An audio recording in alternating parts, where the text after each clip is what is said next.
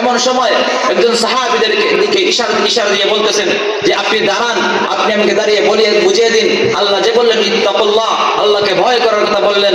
আল্লাহ পাক রব্বুল আলামিনকে কিভাবে চললে আল্লাহ পাক রব্বুল আলামিনকে ভয় করা হবে, কোন পথে চললে আল্লাহ পাক রব্বুল আলামিনকে ভয় করা হবে, আপনি আমাকে বলুন, আপনি আমাকে ইত্তাকুল্লাহর ব্যাখ্যাটা বুঝিয়ে দিন। সেই সাহাবী দাঁড়ালেন, দাঁড়িয়ে বলতেছেন ইয়া আমিরুল মুমিনিন, শুনুন, আপনি কি জীবনে কখনো এমন কোন রাস্তা দিয়ে অতিক্রম করেছেন যে রাস্তাটা অত্যন্ত চিকন এবং সেই রাস্তার জন্য পাশ দিয়ে কাটা দ্বারা ভরপুর? সেই রাস্তায় চললে যেভাবে চলতে হয় অত্যন্ত সতর্কতার সাথে সেই পথটা অতিক্রম করতে হয়, কখন জানি কাটা আমার শরীরের মধ্যে ব্যথা দেয়। এই দুনিয়াটা হলো গুনাহ নামক কাটা দ্বারা ভরপুর।